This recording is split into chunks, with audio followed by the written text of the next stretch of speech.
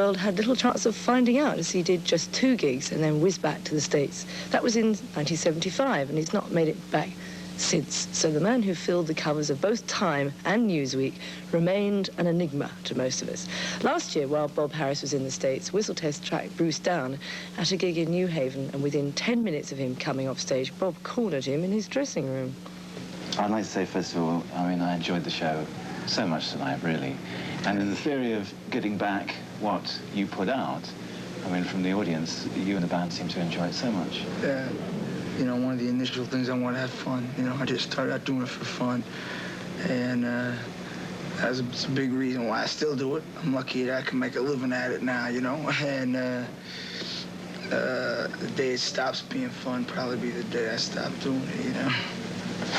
Because I get the impression with the layoffs that you had, you must have been building up and longing to get back on stage again. Well, we were on stage. See, what happens, we had 3 years where we were out of commission, really, because of the legal thing. But during that time, we were doing small tours. We toured down south, and we toured the Midwest, and different parts of the country. And that's how we were keeping everybody, you know, staying alive, you know, keeping the band, paying everybody's rent and everybody's, you know, things they needed. And so we were playing during that time. We did, I think, 4 tours during that 3-year layoff. And then took about 11 months to do the album. So that was about the time span, you know. Yes, I'd like to talk to you about your roots. 2 times I've seen you. At the Roxy, I remember you did Manfred Mann's Pretty Flamingo, was one of the songs that you did that night. And you did 2:45 tonight, and I noticed there's a bit of 40 Miles of Bad Road crept into all this. So you're obviously in the middle of the rock and roll thing, but diverse as well in the 60s too. What actually are your roots musically? Well, I was 9 years old, you know, my mother had on Elvis Presley, you know, so that was the first blast, and like it was the kind of thing like, you know, come down and go to school, and like the radio would always be on in the kitchen every morning, you know, wherever the top 40 station was, you know. And so she was always listening to music, you know, and I guess the early rock and roll stations, you know. And because I was only 9, and I remember when I saw Elvis, it affected me enough to go out and get a guitar, you know, and try to play it, which I couldn't do because I wanted to play like it right away. And in those days, you know, like when you went to take lessons, you know, it was like, you know, some crazy song or something. So I gave up till I was 13, and the English thing happened in America, the Beatles and the Rolling Stones and the Animals, so, you know, and that was a time when I was, you know, in my teens, you know, like from 65, I was 15, you know, 16. So there was that. Then I sort of went back, you know, in a funny kind of way to like the things that like the early Spectre things, which was early 60s, I was 12. I went back and I remembered them, you know, in the back of my mind, you know. Like in 1955, I was 5. Or 56, I was 6. But I went back, you know, to that stuff because it was just the stuff that was ringing most true to me at the time, you know. Because there was a strange period in music from the late 60s into the early 70s. I wasn't connecting with too much of what was going on. And that sort of, you know, formulated. Like at the time of Born to Run, I was listening to a lot of Phil Spector and Dwayne Eddy and just your, you know, like for me, a rock and roll guitar sound, that was, you know, that was Dwayne Eddy, or that was like Peter Townsend, the chords, you know. And I was not that blues influenced, you know, I was never that into blues. I was into the soul stuff, into the R&B artists. Because I've seen you play twice. Once this evening, of course, and once at the Roxy, about 2 or 3 years ago. And there's a difference now, isn't there, Bruce, in terms of the way you're putting yourself across on stage? I mean, I notice there's more guitar. Tonight, yeah, well, what happened is on the record there was tone of the material was suited more to the guitar, which is a little cooler sound, and the saxophone, which is saxophone's a very warm sound. You know, it's much warmer. It's more urban. And the stuff on the new album was not that urban. You know, it wasn't that urban-centered material.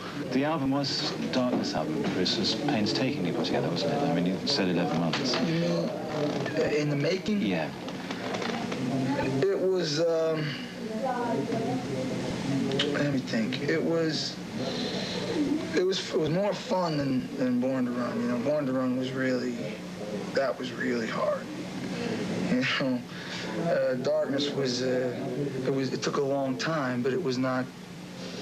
We recorded a lot of songs, recorded about 30 songs, and what would happen is I'd write a song, and then I'd write like 4 songs, and they would be a progression up.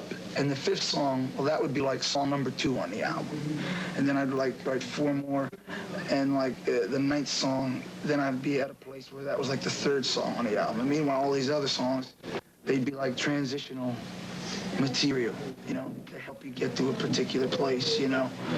And so that's sort of the way the record was done. The actual recording of the songs did not take that long. Like on the record, Darkness on the Edge of Town, that's like all live in the studio, you know. That's vocals and band, everybody's playing live. Streets of Fire is mostly live.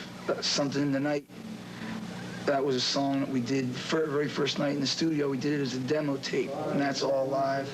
So like there's like 3 or so things that are like actually mostly live. It did not take no more than 1 or 2 days to record. You know, some one day. You know, majority of them. And what took a long time was the conception. You know. You said you enjoyed it very much, Chris, but did you feel pressure on this album too, from the events of the previous 2-3 years?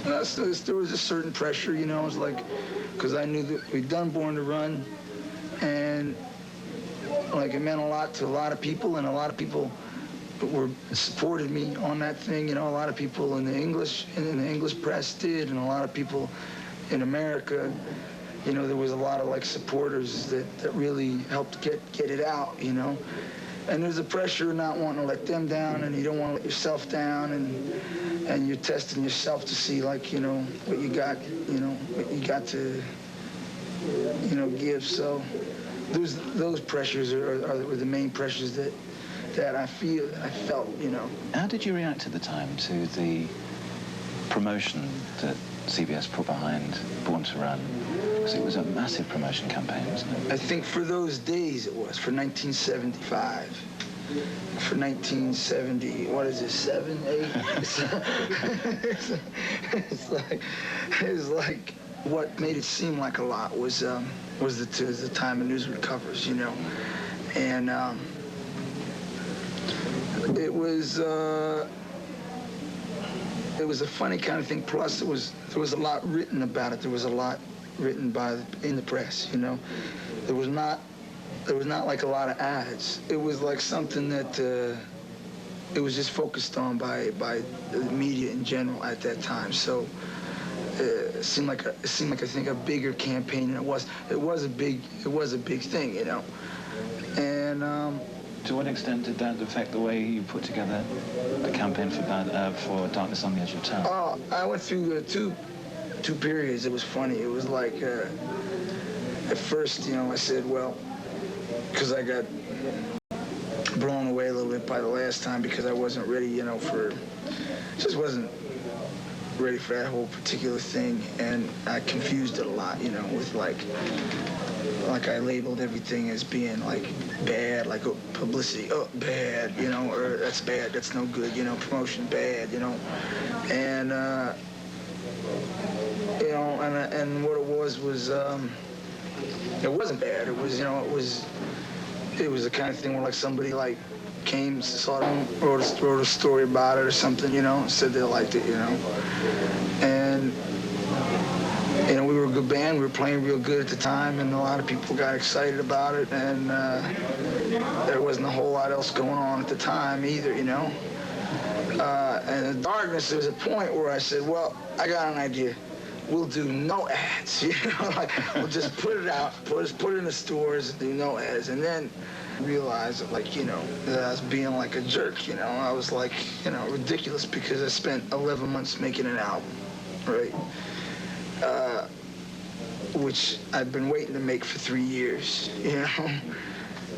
And now I don't want to like help get it out to like the kid down the street, you know. It's like I don't want to help. I don't want to do, you know. Right. And I said, that's crazy, you know. And so then I said, well, let's do some stuff. I got into it, you know. I got into like promoting my album, you know. I said, this is my work, this is my life, this is 3 years of my life, and I'm into like I want to work it, you know. I want to get it out to like that last cat on that last block, you know, that last dude on, you know, on that last. I want to get it out to him. I want him to let him know it's there, then he can hear it and just make his decision on it. But like, if it don't get there, I don't want it to be my fault, you know. Like when Born to Run came out, we were popular like on the east, like on the west, like in the Midwest and down south and stuff. You know, we weren't hardly known at all. Like, we're like brand new down there, like, you know, and like a new band, you know. And you're talking about over, you know, half of the United States, you know. And so we sort of said, well, let's work here, you know, let's work here.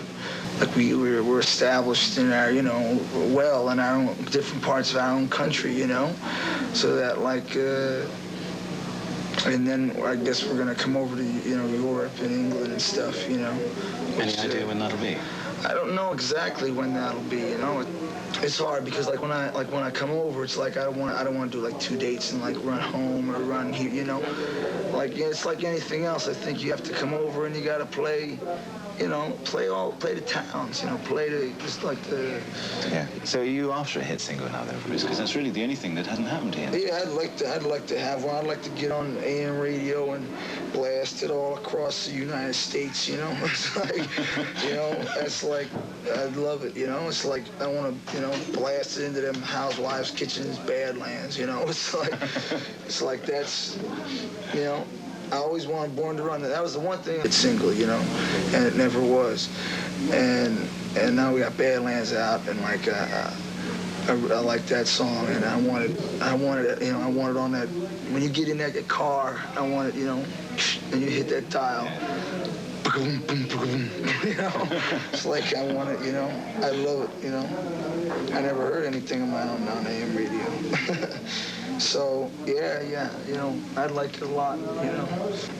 Right now, I'm like, you know, it's like, if you want an audience, well, you gotta like get off your ass. You gotta go get it, because, you know, they're not gonna come, oh, hi, you know, walking around knocking on the door, hey, oh, you're so great, you know, they're not gonna, you know, that's like a bunch of jive, man, you know. It's like, if you want it, you better go take it, you better go work for it, you know, and, that's what I'm interested in.